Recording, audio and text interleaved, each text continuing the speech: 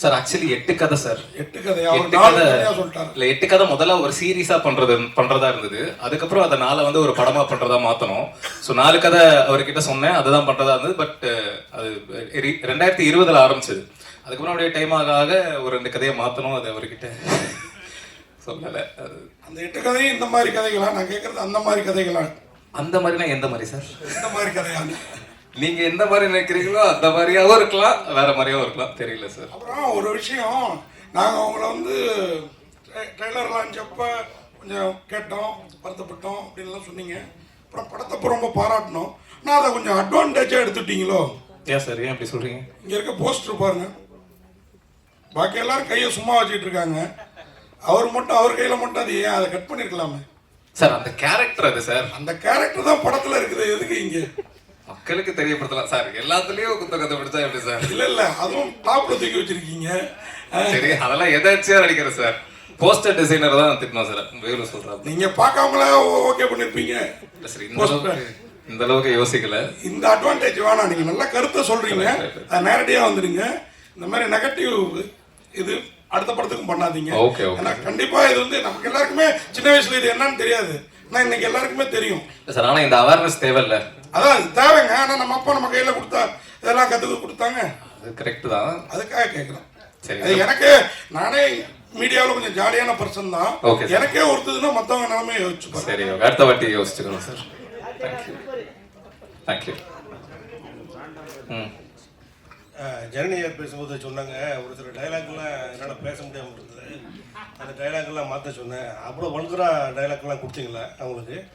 எந்த டைலாக் அவங்க மாற்ற சொன்னாங்க சார்? 3 வருஷம் முன்னாடி எடுத்த கதை இது. 3 வருஷம் 4 வருஷமா, அதனால ஞாபகம் இல்லை சார். என்ன டைலாக் தூக்கணும், என்ன டைலாக் தூக்கணும் நீங்க பேசணும்னு சார் ஆசைப்படுறாரு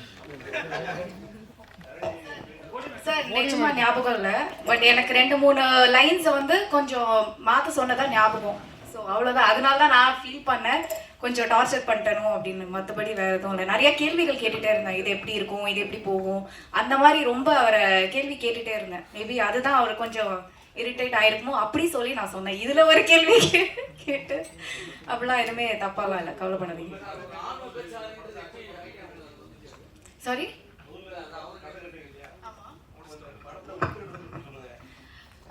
கதை வந்து இது வரைக்கும் நான் பண்ணாத கதையாக இருந்தது. அண்ட் ஆல்சோ ஒரு எண்டில் வந்து ஒரு நல்ல விஷயம் டெலிவர் ஆகுது, ஒரு நல்ல மெசேஜ், ப்ரீச்சியாக இல்லாமல் சீன்ஸாக கன்வே ஆகுது.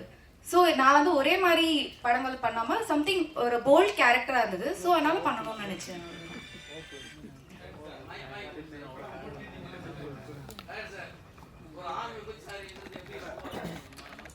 ஆண் விபச்சாரியா சார்? ஆமா சார். நான் 2012 அந்த மாதிரி ஒரு விஷயத்தை கேள்விப்பட்டேன் சார்.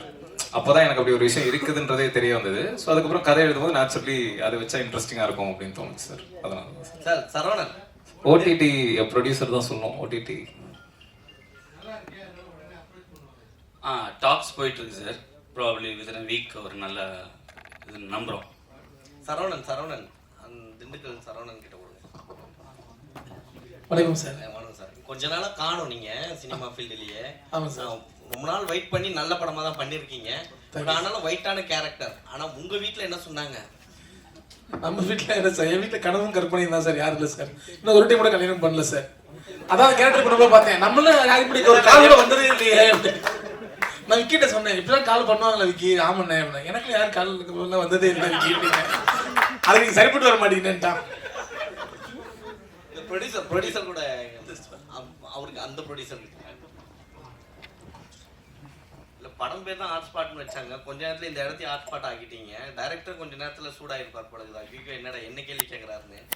என்ன அவ்வளோ கோவம்? செகண்ட் கதை 2 கதையும் எடுக்கலன்ற கோவமா இல்லை எடுன்ற கோவமா? இல்லை, எடுன்ற ஆதங்கம். ஏன்னா அந்த 2 கதை ரொம்ப நல்லா இருக்கும், அது வேற லெவலில் இருக்கும். நான் இன்னொரு விஷயத்த சொல்ல வந்துட்டேன் விக்னேஷ் கார்த்திகை பற்றி. வீணாலே விஜயகாந்த் சார் மாதிரி வெற்றி தான், விஜய் சார் மாதிரி விக்னேஷ் கார்த்திக். ஸோ அவர் மேலே வச்சுக்கிற நம்பிக்கை தான், அது வேற லெவலில் இருக்கும். வெயிட் பண்ணுங்க. அமர்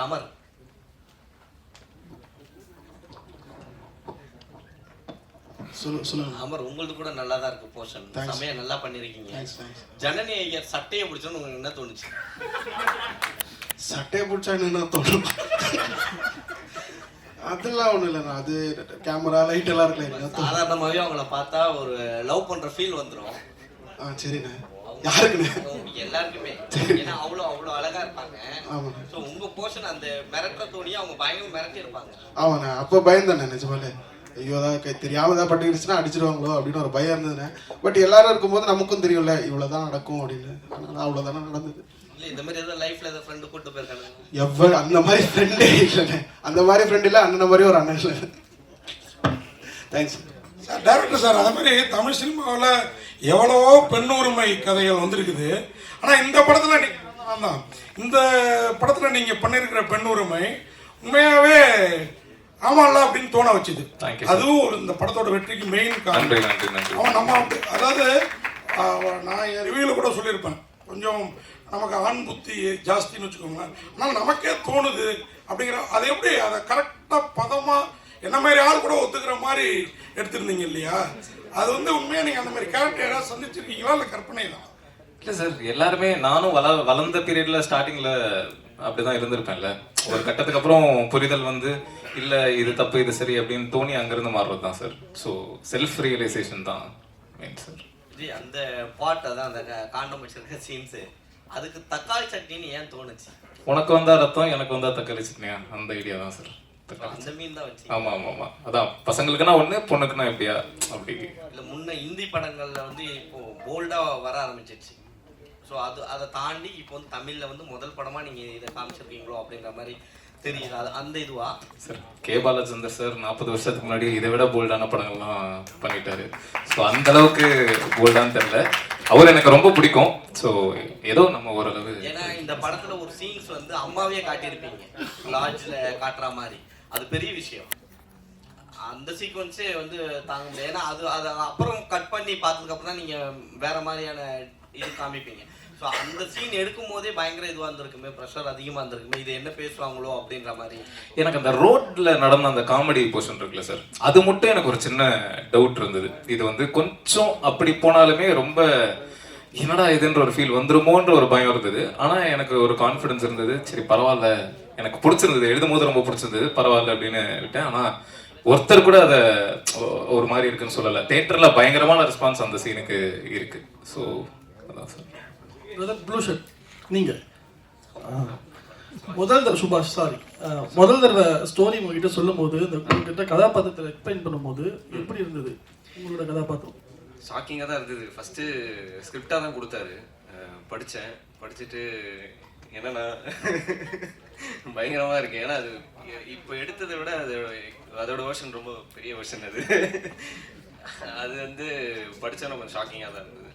அதுக்கப்புறம் கேரக்டராக யோசிச்சதுக்கப்புறம் சரி பண்ணலான்னு ஒரு தலைவா உங்க சொல்லுங்க சார். ஆமா சார்.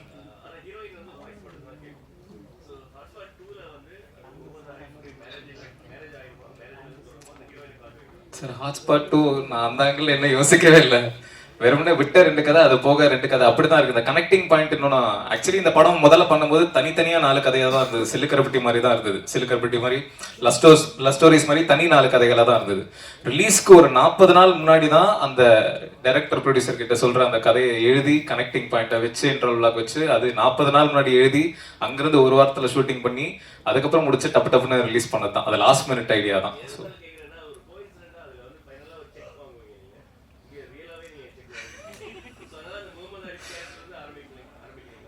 இது நல்ல ஐடியாவா இருக்கு சார். மேபி இதை யூஸ் பண்ணிக்கிறேன். ஆமா, இந்த கோஇன்சிடென்ஸ் நானும் யோசிக்கல. அது இது இனிமேல் தான் சார் யோசிக்கணும். அதே மாதிரி டேரக்டர் சார் 3-4 ப்ரொடியூசர் இருக்காங்க.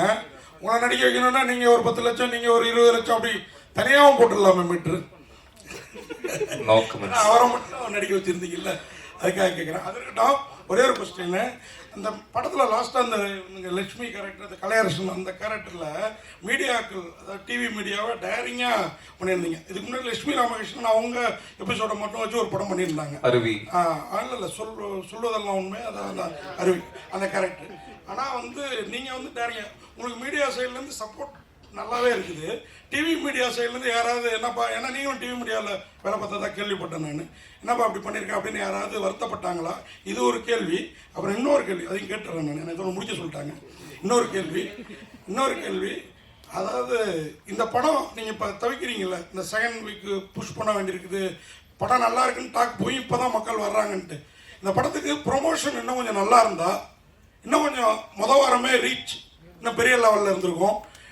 இன்னும் கொஞ்சம் தெரிஞ்ச ஸ்டார்ஸ் இருந்திருந்தா இன்னும் கொஞ்சம் நல்லா இருந்திருக்கும் அப்படின்ற ஃபீல் எங்கேயாவது உங்களுக்கு ஏற்பட்டுதா? ஏன்னா இப்போ ஜிவி பிரகாஷ் கல்லுன்னு பார்த்தீங்கன்னா முதல் நாளே கொஞ்சம் தூக்குச்சு, அவருக்கு ஒரு வேல்யூ இருக்கிறதுனால உங்களுக்குமே அந்த அடியில் அது ஏற்பட்டிருக்கும். ஆனால் இந்த படத்துக்கு இப்போ தான் கூட்டம் வருது, ஆனால் உங்களுக்கு தேட்டர் கிடைக்க மாட்டேங்குது, வருத்தப்பட்டீங்க. இந்த ப்ரொமோஷன் சைடு இன்றைக்கி வந்து ஒரு 2 டெய்லியில் விளம்பரம் கொடுத்துட்டு 2 டிவியில் விளம்பரம் கொடுத்தா பத்தாது, அது கொஞ்சம் வீக்காக இருக்குதோன்னு எனக்கு தோணுச்சு. அதை பற்றியும் சொல்லுங்கள் கொஞ்சம். ஓகே, முதல் கேள்வி, மீடியாவில் இருந்து யாரும் என்கிட்ட பேசல. நான் ஃபுல் மீடியாவையெல்லாம் எதுவும் தப்பாக சொல்ல சார். அதில் அந்த மாதிரி ஷோ, அதுவும் அந்த மாதிரி ஷோவில் குழந்தைங்களை இப்படி யூஸ் பண்ணுறது மட்டும்தான் தப்புன்னு சொல்லியிருக்கேன். அவங்க தப்பா யூஸ் பண்றாங்கன்றத நான் சரியா சொல்லியிருக்கேன். என்கிட்ட யாரும் பேசல சார். ப்ரொமோஷன் வந்து தெரியல சார், நல்லா தான் பண்ணிட்டு இருக்கோம்னு நினைக்கிறேன். அதாவது சின்ன படம், சின்ன ப்ரொடியூசர், அவங்களால என்ன பண்ண முடியுமோ அதை கரெக்டா, பெரிய ப்ரொடக்ஷன்னா அது டோட்டலா வேற, சின்ன படம் சின்ன ப்ரொடக்ஷன் அவங்க ஏற்ற மாதிரி பண்ணிட்டு இருக்காங்க. ஆடியன்ஸ் வந்து நீங்க அடியே கம்பேர் பண்ணி சொன்னீங்க, இந்த வாரம் வெள்ளிக்கிழமை ஹவுஸ்ஃபுல் ஆயிடுச்சு எல்லா ஷோவுமே. வெள்ளிக்கிழமை சாட்டர்டே ஷோ ஹவுஸ்ஃபுல் ஆயிடுச்சு, இப்பவே சண்டே ஷோ ஹவுஸ்ஃபுல் ஆயிடுச்சு. ஸோ அந்த வகையில பயங்கர ஹாப்பி தான். நான் ஆதங்கமா என்ன சொல்றேன் அப்படின்னா, ஹவுஸ்ஃபுல் எல்லா ஷோவும், நாளைக்கு ஷோ இன்னைக்கே ஹவுஸ்ஃபுல் ஆகுது, ஆனா ஷோஸ் கம்மியா இருக்கு. ஆடியன்ஸ் தியேட்டருக்கு வர்றதுக்கு அவங்களுக்கு தியேட்டர்ல ஷோஸே ரொம்ப கம்மியா இருக்கு. இப்போ லூக்ஸ்ல 3 மணி ஷோ இருக்கு, அதுக்கப்புறம் ஈவினிங் ஷோ நைட் ஷோ இல்ல. அந்த தியேட்டர்ல பார்க்கணும், அந்த ஏரியால பார்க்கணும்னு நினைக்கிறவனுக்கு வேற ஷோ, அவன் அங்கிருந்து இங்க ஆம்பா மாலுக்கு வரணும், இல்லைன்னா நைட் ஷோ மெரினா மால்ல இருக்கு, ஓய்மார் மெரினா மாலுக்கு போகணும், வேற எங்கே, அதான் ரொம்ப கம்மியான ஷோஸ் இருக்கு. அதை தான் தியேட்டர் சைட்லயும் டிஸ்ட்ரிபியூட்டர் சைட்லயும் ஷோஸ் கொடுத்தீங்க அப்படின்னா சின்ன படங்கள் சர்வைவ் ஆகும். இது எல்லா சின்ன படம் சார்பாக தான் நான் சொல்றேன். படம் நல்லா இல்லைன்ற பட்சத்தில் ஒண்ணுமே பண்ண முடியாது. பட் நல்ல டாக் இருக்கு, வேர்ட் ஆஃப் மவுத் நல்லா இருக்கு, மக்கள் வந்து பாக்குறாங்க, எல்லாமே பாசிட்டிவ். ஷோஸும் ஹவுஸ்ஃபுல் ஆகும் போது ஷோஸ் இன்க்ரீஸ் பண்ணுங்க அப்படின்றத ரெக்வஸ்டா சொல்றேன் சார். சொல்லுங்க சார். சார், இண்டஸ்ட்ரியில இருந்து இன்னும் எத்தனை பேர் பார்த்தாங்கன்னு தெரியல. ஸோ அதனால மஞ்சள் வாய்ஸ் கமல் சார் பார்த்து யாராவது அந்த மாதிரி சொல்ற மாதிரி யாராவது பார்த்து சொன்னாங்கன்னா சந்தோஷமா இருக்கும். பாலா சக்திவேல் சார் பார்த்தாரு சார். பார்த்துட்டு அவரு ரொம்ப பிடிச்சிருக்குன்னு வீடியோ கொடுத்திருந்தாரு. டைரக்டர்ஸ் யூனியன் ஷோல பேரரசு சார் அப்ரிஷியேட் பண்ணாரு. அயோத்தி டைரக்டர் வந்திருந்தாரு. ஸோ இந்த மாதிரி நிறைய பேர், ஆனா தனியா அவங்களா பார்த்துட்டு எனக்கு வந்து இன்னும் வரல சார். அதான் பார்த்தாங்களானே தெரியல.